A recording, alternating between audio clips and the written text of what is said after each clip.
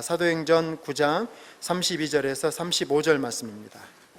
그때 베드로가 사방으로 두루 다니다가 루다에 사는 성도들에게도 내려갔더니 거기서 에니야라 하는 사람을 만나매 그는 중풍병으로 침상 위에 누운 지 8배라.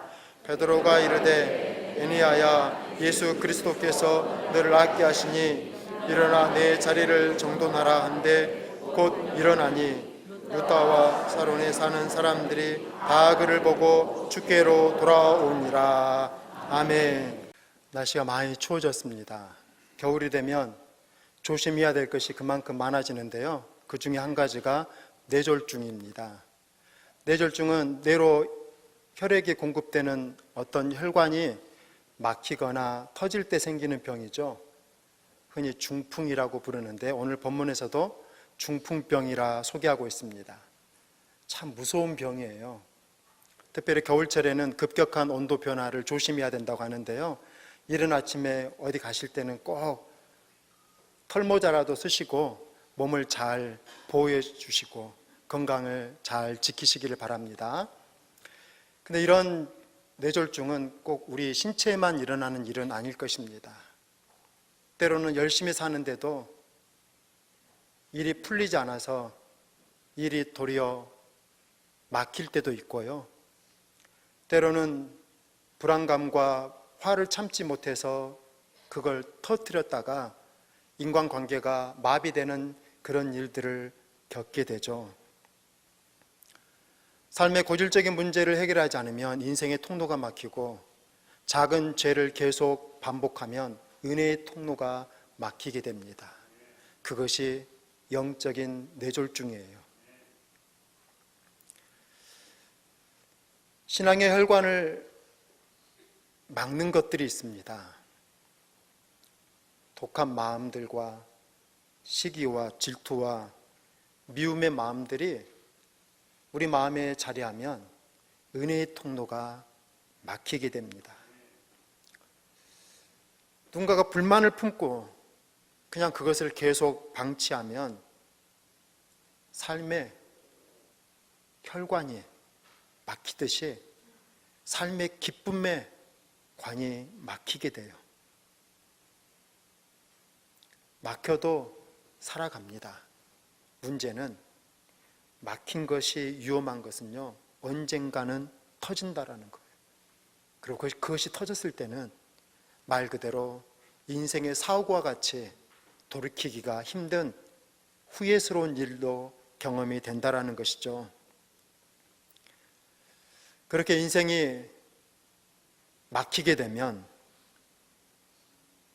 마비가 일어나고요, 그 자리에 가만히 있게 돼요. 오늘 본문에 에니야라고 하는 사람이 등장하는데 8년 동안 침상에 꼼짝 못하고 누워 있었습니다. 얼마나 답답했을까요? 그 넓은 세상에서 자기가 차지하고 있는 그 공간은 딱 자기 몸 하나 누울 수 있는 그 초라한 침상이었을 텐데 그 안에 갇혀서 8년을 보냅니다. 답답하고 힘든 고통의 시간이었을 거예요. 그런데 중풍은 그것으로 끝나지 않습니다. 다른 질병과는 다르게 중풍은 가까이 있는 가족들에게도 동일한 고통을 안겨다 줘요. 그래서 오늘 본문에는 충분히 설명되고 있지 않지만은 이 한 사람의 고통이 의미하는 바가 뭐냐면 그 곁에 있었던 또 다른 사람들도 그와 동일하게 8년이라는 시간을 마치 영적인 뇌졸중에 걸린 것처럼 마음이 꽉 막히고 어느 한 번 시원하게 웃어본 적이 없고 어느 한 번 행복하다고 말하지 못한 채 그렇게 힘겨운 삶을 살아왔다라는 것이죠. 가정에서 한 사람이 그렇게 인생의 뇌졸중에 걸리면 그 가족 전체가 함께 아픈 것이고요, 교회에서 한 지체가 영적인 뇌졸중으로 인해서 막혔다면 그 답답함과 그 고통은 그 공동체 전체에게 같이 흘러간다라는 것입니다. 이것이 뇌졸중이 가지고 있는 무서운 진실이에요. 교회는 그리스도의 피가 흘러야 됩니다. 사랑이 온 몸에 온 지체들에게 흘러가야 돼요. 그래야지만 이 교회는 살 수가 있습니다. 우리 각자가 각자의 자리에서 건강한 신앙생활을 해야 되는 이유가 뭐냐면요, 내가 막히면 교회가 막히기 때문이에요. 나 한 사람의 기도가 막히면 내 옆에 있는 뜰온의 기도가 막히는 것이고요, 나 한 사람이 신앙생활에 조금씩 지쳐가고 식어가면 알게 모르게 내 옆에 있는 누군가에게 그 부정적인 영향을 주기 마련이고요, 빠르게 그리스도의 피의 능력이 곳곳에까지 펌프질해서 뻗어가야 되는데 그렇게 피가 막히고 천천히 흐르는 일이 우리 공동체 안에서 일어나게 되는 것입니다. 그래서 좋은 성도는 뭐냐면요, 사랑의 혈관을 막지 않는 거예요. 어떤 초등학교 학생이 집에 와서 숙제를 하는데 끙끙거리고 있는 거예요. 문제가 뭐냐면 5대양 6대주를 써오라는 거였거든요. 책을 찾아도 답을 찾지 못해서 아버지에게 물었어요. 아빠, 5대양 6대주가 뭐야? 그랬더니 한참 생각하더니 받아 적으라는 거예요. 5대양, 김양, 이양, 박양, 정양, 최양. 그럼 6대주는요, 소주, 맥주, 양주, 백세주, 포도주, 막걸리, 이렇게 아빠가 불러준 대로 꼬박꼬박 잘 적어갔어요. 다음날 선생님한테 숙제를 엉터리를 했다고 야단을 맞고 돌아와서는 아빠한테 푸념하듯이 아빠 때문에 야단 맞았어요 그랬더니, 아차, 그렇지, 6대주는 막걸리가 아니라 탁주야. 자기만 틀려도 문제인데요, 다른 사람까지 틀리게 하는 경우가 있어요. 자기도 잘못 믿으면서 다른 사람이 잘 믿으려고 하는 것을 가로막는 그런 일이 있다라는 것입니다. 그것이 교회 공동체의 혈관을 막는 거예요. 예수님은 그런 자들에 대해서 이렇게 말씀하셨습니다. 화 있을진저 외식하는 서기관들과 바리새인들이여, 너희는 천국 문을 사람들 앞에서 닫고 너희도 들어가지 않고 들어가려 하는 자도 들어가지 못하게 하는도다. 자기도 안 들어가요. 자기도 안 해요. 자기도 봉사 안 하고 자기도 그 행사에 참여하지 않고, 그런데 다른 사람도 못 가게 만들어요. 그것이 영적인 혈관을 틀어막는 거고요, 그것이 교회를 마비시키는 거예요. 주님은 그런 자에 대해서 화 있을진저라고 엄하게 책망하셨습니다. 다른 사람이 은혜 받으려고 할 때 적어도 방해하지는 말아야 돼요. 다른 사람이 열심히 일하는데 도와주지는 못할 망정 방해하면 안 돼요. 그것이 천국 문을 닫고 자기도 들어가지 않을 뿐만 아니라 들어가겠다는 사람도 막는 것과 같은 이치거든요. 교회는 사랑이 흘러가야 되고요, 축복이 흘러가야 돼요. 그 이치는 간단합니다. 내가 막지 않으면 돼요. 그리스도의 몸인 교회는 살아있기 때문에 그 안에 성령님이 흘러가요. 근데 내가 고의적으로 막지 않으면 교회 공동체 안으로 은혜가 흘러가고요, 능력이 흘러갑니다. 근데 누군가가 불만의 마음을 품고 미워하는 마음을 품고 거기에 딱 자리를 잡으면 마치 혈관이 막히는 것 같은 그런 영적인 뇌졸중의 현상이 일어나요. 말 그대로 중풍이 걸리는 거예요. 바람을 맞는 거죠. 바람이 맞으면 흔들리죠. 교회가 흔들리게 되는 일이 뭐냐면, 누군가가 고의적으로 거기에 딱 틀어막고 있으면 능력이 더 이상 흘러가지 못하는 것이고요, 그러니까 교회가 점점 답답해지는 일이 생기고 사소한 일에도 예민해지는 것이 그렇게 나타나는 영적인 모습이죠. 좋은 성도는 우리 안에서 사랑의 피가 흐를 수 있도록 통로가 되어주는 거예요. 좋은 일이 되게끔 하는 것, 이것이 우리가 해야 될 일입니다. 어떤 좋은 일이 있으면 그 일을 기뻐하고요, 그 일에 함께 참여하고 그 일을 축하하는 것, 그것이 우리 교회 안에 있는 은혜를 더 충만하게 하는 모든 성도가 해야 될 건강한 자세예요. 하나님의 사람들은 나쁜 일도 좋은 일로 자꾸 바꿔가는 것이 우리가 해야 될 일인데, 좋은 일 되게 하는 것은 마땅한 일 아니겠습니까? 교회가 어떤 일을 할 때 마음을 함께 모아주고, 어떤 한 성도의 삶 속에 좋은 일이, 하나님의 축복이 일어날 때 함께 박수 쳐주고 함께 축하해주고 함께 기뻐해 줄 때, 그럴 때 그 한 사람에게 있는 것이 흘러가는 거예요. 그것이 그리스도의 능력이에요. 그 사람에게만 하나님이 복을 주시겠습니까? 내가 그걸 함께 기뻐하고 마음을 열어서 그것이 내 안에 들어오게끔 그렇게 막지 않고 통로가 된다면, 그래서 나한테 들어왔던 사랑을 또 누군가에게 내가 섬기고 사랑을 베품으로써 그것이 또 다른 지체에게 흘러가게 하면, 주님은 우리 공동체를 더 살리고 더 풍성하게 할 것이고요, 그 안에 있는 여러분 각자도 그 은혜로 더 충만하게 살아가게 될 것입니다. 뇌졸중의 가장 두드러진 특징은 마비예요. 몸을 못 움직이죠. 인생이 마비될 때가 있어요. 몸부림쳐도 뭐 하나 속 시원하게 해결되지 않는 그런 답답한 시간들이 흘러갑니다. 때로는 그래서 많은 사람들이 극단적인 선택을 하기도 해요. 얼마나 답답했으면, 그 상황에서 답이라고 보였던 것이 그것 하나밖에 없었을까요?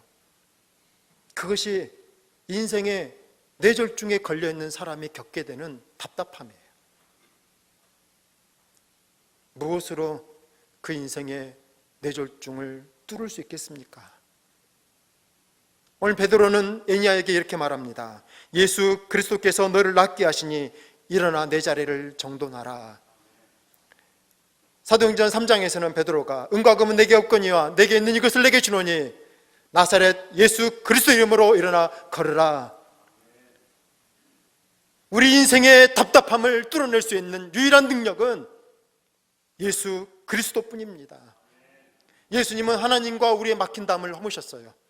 십자가의 능력으로 죄가 꽉 틀어막고 있었던 은혜의 강물을 주님은 친히 죽으심으로 그 죄가 막고 있던 모든 벽들을 뚫으시고 우리에게 차별 없이 모든 사람들에게 구원의 기쁨을 허락해 주셨습니다. 지금도 주님은 한 사람의 인생과 가정과 시대의 답답함에 이 꽉 막혀 있는 현실을 뚫을 수 있는 유일한 능력이십니다. 지금도 막힌 자의 인생을, 마비된 자의 그 심령을 다시 일으키시고 다시 살게 하시는 유일한 분이 바로 예수 그리스도예요. 우리가 이것을 믿는다면, 그러면 우리가 해야 될 일이 한 가지 있습니다. 일어나 자리를 정돈하는 거예요. 오늘 베드로는 에니야에게 딱 한 가지를 주문합니다. 일어나서 너의 자리를 정돈하라. 일으켜 주시는 분은 주님이시지만 일어나서 자신의 삶의 주변에 흐트러져 있는 것을 깨끗하게 정리하는 것은 우리가 해야 될 일이에요. 오늘 베드로의 이 간단한 말에서 두 가지 영적인 중요한 원리를 발견할 수 있습니다. 첫째는 영적으로 다시 회복되는 것은 거창한 것이 아니라는 거예요.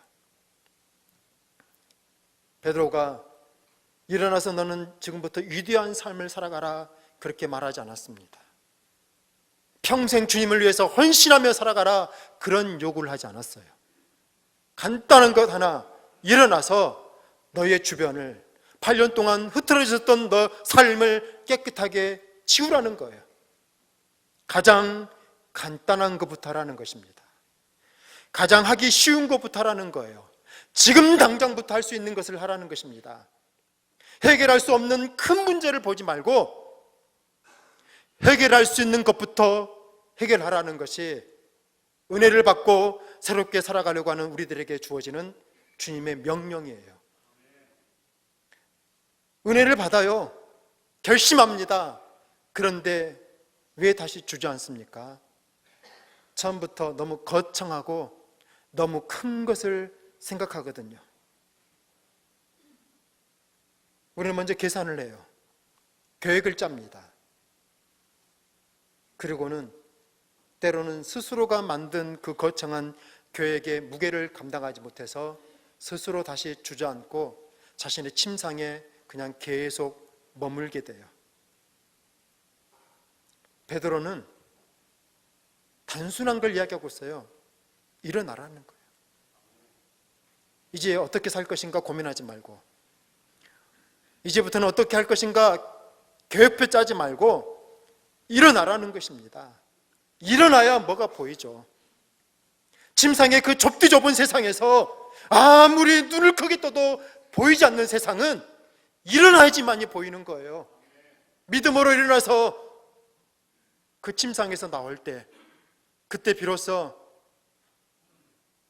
보지 못했던 하나님의 세상이 보여질 거거든요. 8년 동안 그 침상에 있었으니 얼마나 잘 알겠습니까? 근데 그는 침상의 전문가지 이 우주보다 더 넓은 하나님의 세계에 경험이 없거든요. 침상을 벗어나지 않는 상황에서 어떤 계획이 의미가 있겠습니까? 과거를 해결하지 않는 상황에서 미래를 계획한다고 그것이 과연 맞는 것이겠어요? 먼저 일어나 봐야 돼요. 일어나서 하나님의 계획이 뭔가 겪어봐야 돼요. 계획만 짜다가 수없이 그냥 접어버렸던 우리들의 실패를 기억해 본다면 우리가 가장 먼저 해야 될 가장 단순한 순종은 일어나는 겁니다. 아직 문제가 해결되지 않았어요. 아직도 깊은 밤입니다. 아직도 힘들어요. 그러나 일어나는 자에게만이 하나님의 새로운 세계가 보입니다. 내가 믿음으로 일어나야지 하나님도 일하세요. 오늘 본문에 두 가지의 움직임이 나옵니다. 먼저는 예수님께서 너를 낫게 하신다라는 것이고요, 너는 일어나 내 자리를 정돈하라는 것인데, 이게 시간적으로 동시에 일어나는 일이에요. 언제 우리의 영적인 마비가 풀리고 우리들의 답답한 삶이 풀립니까? 믿음을 가지고 일어나기 시작할 때부터예요. 그래서 우리는 일어나야 됩니다. 그 자리에 계속 앉아 있으면 그 문제가 해결될까요? 그 원망의 감정의 자리에 가만히 있으면 여러분의 감정이 새로워지겠습니까? 절망의 자리에 계속 있으면 여러분의 마음도 계속 절망일 뿐이에요. 진흙탕에서 나오는 가장 단순한 방법은 먼저 일어나야 됩니다.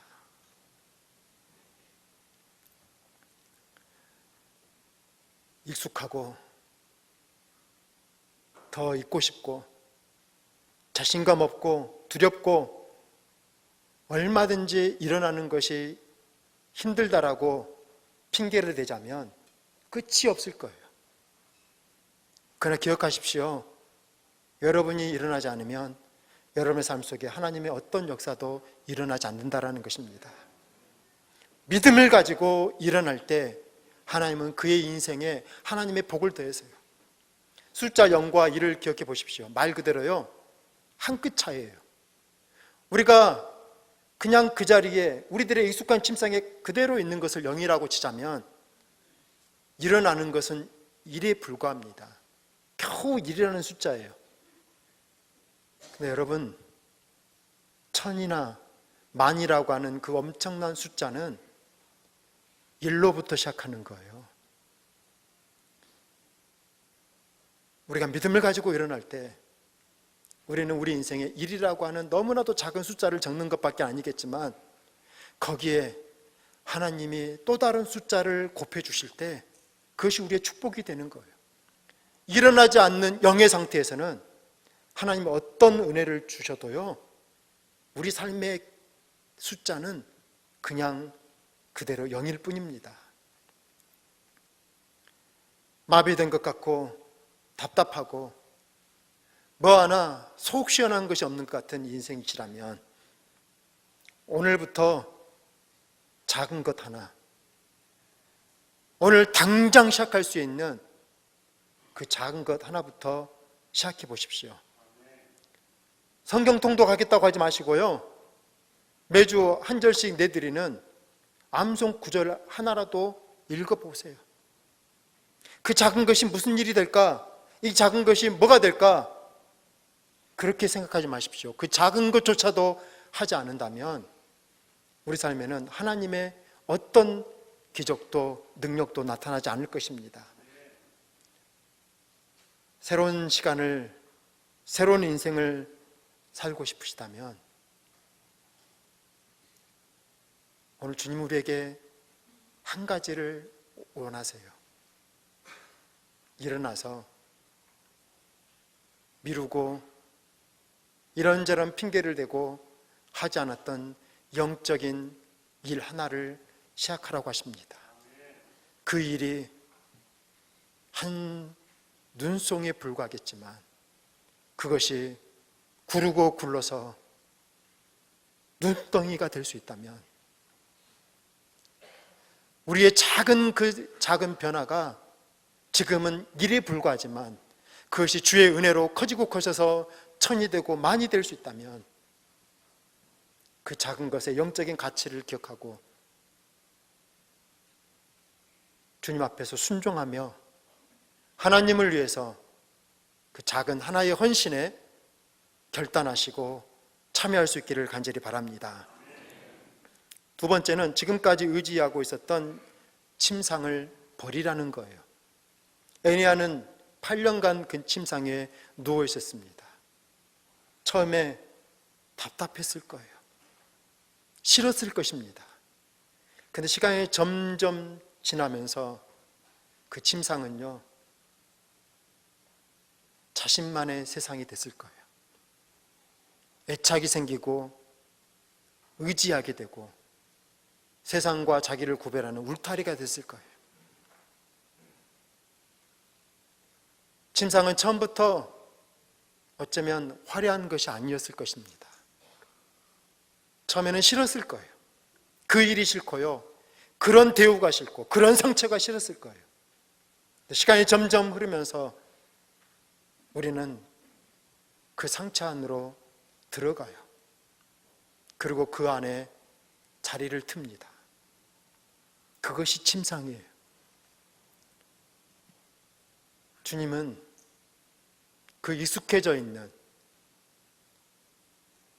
시간이 오래 되다 보니까요, 이제는 애증을 가지게 된 그 침상, 그것을 버리라고 말씀합니다. 청소의 가장 기본적인 방법은요, 쓰레기를 미련 없이 버리는 거예요. 그것이 침상을 정돈하는 자세입니다. 공원에 가면 가져온 쓰레기는 다시 가져가세요라는 안내문을 종종 듣게 됩니다. 근데 가져온 쓰레기가 아니고요, 발생된 쓰레기죠. 가족들이 행복한 시간을 보내면서 즐겁게 노는데, 그런데도 쓰레기가 발생돼요. 성도들이 함께 모여서 뜨겁게 예배하고 함께 봉사하고 뜰 모임에서 함께 뜨겁고 깊은 삶의 나눔을 하면서 은혜를 받는데, 즐겁게 구원의 감격을 가지고 봉사하는데, 그 거룩한 일을 하는데도 한 가지 기억하실 것이 있습니다. 쓰레기가 발생된다라는 거예요. 그럴 때 이상하게 생각하지 마시고요, 쓰레기가 발생되면 버리세요. 일하면서 마음에 불평의 쓰레기가 생길 수 있습니다. 나만 더 일하는 것 같은 그런 속상한 마음이 들 수도 있어요. 기쁘게 일하지만 마음 한켠에 쓰레기가 하나 생겨요. 그걸 버려야 돼요. 그런데 그걸 하나씩 하나씩 쌓아두기 시작합니다. 그것이 무거워지면, 그것이 오래되면 은혜의 통로를 가로막는 뇌졸중 같은 일이 일어나는 거죠.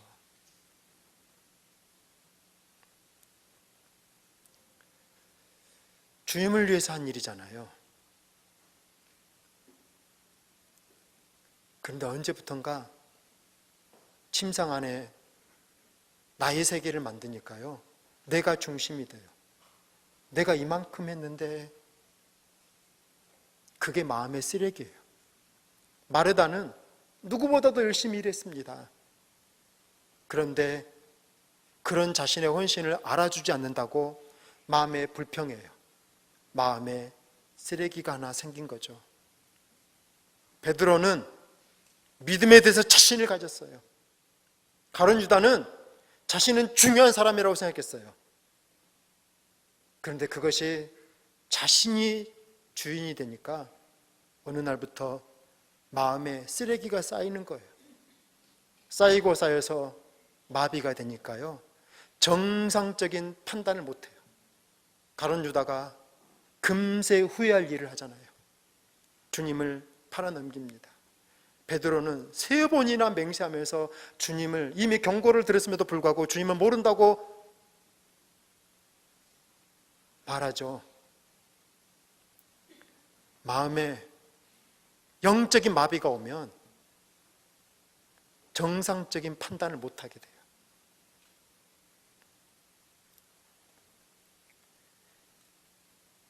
그런 점에서 침상은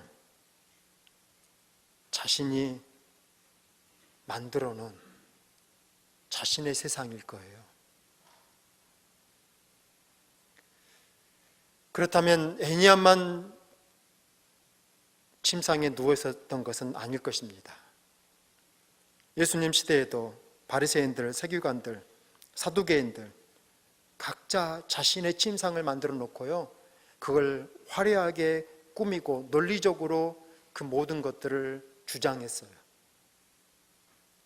예수님은 그들을 향해서 회칠한 무덤이라고 책망하십니다. 겉으로는 화려한 것 같지만 그 안에 무덤, 썩어 죽어 있다라는 거예요. 우리가 한때 자랑했던 것들, 한때 칭찬받았던 것들, 그것이 내 자랑처럼 쌓이기 시작한다면 그것은 점점 우리에게 영적인 쓰레기가 될 것입니다. 사도 바울도 자랑할 것이 너무나도 많은 사람이었어요. 그런데 그 마음에 쌓아둬 보니까요, 그것이 예수 자랑이 아니라 자기 자랑이 되는 것을 아마 경험했던 것 같아요. 그래서 자신은 이제 자신의 모든 것을 버리고 예수님만 자랑할 것이라고 고백하고요, 그 자신 안에 쌓아뒀던 그 자랑거리들을 폐선물로, 쓰레기라고 그렇게 말하면서 그것을 다 버렸노라고 고백합니다. 어쩌면 마음에 쌓여있는 그 영적인 쓰레기는 예수님을 오랫동안 믿었고 잘 믿었다고 생각하는 그런 사람들이 걸리기 쉬운 병일 것입니다.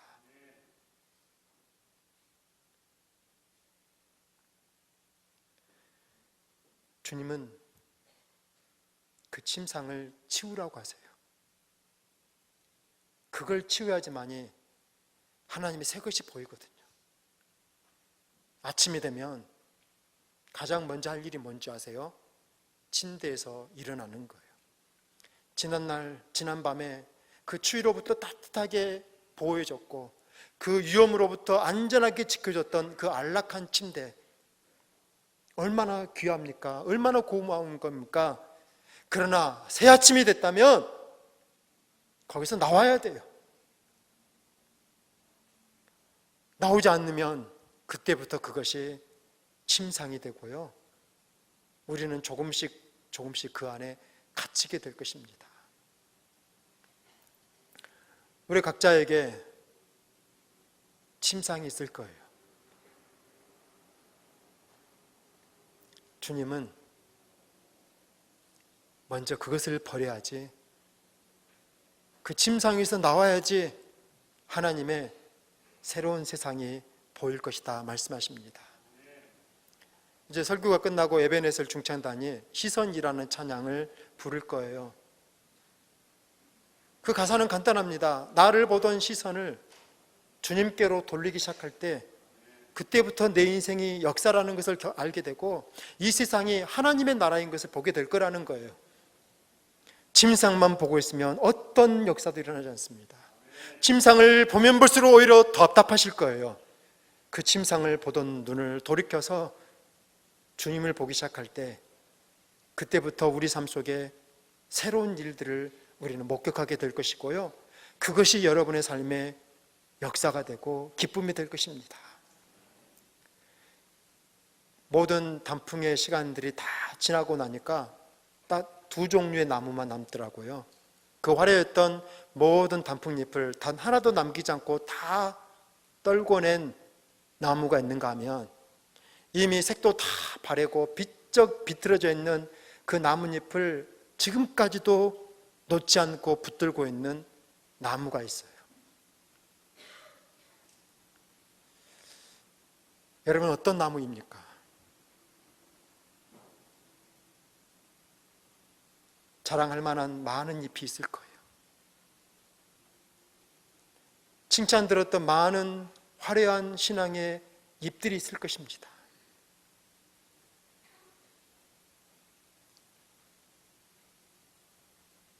그것이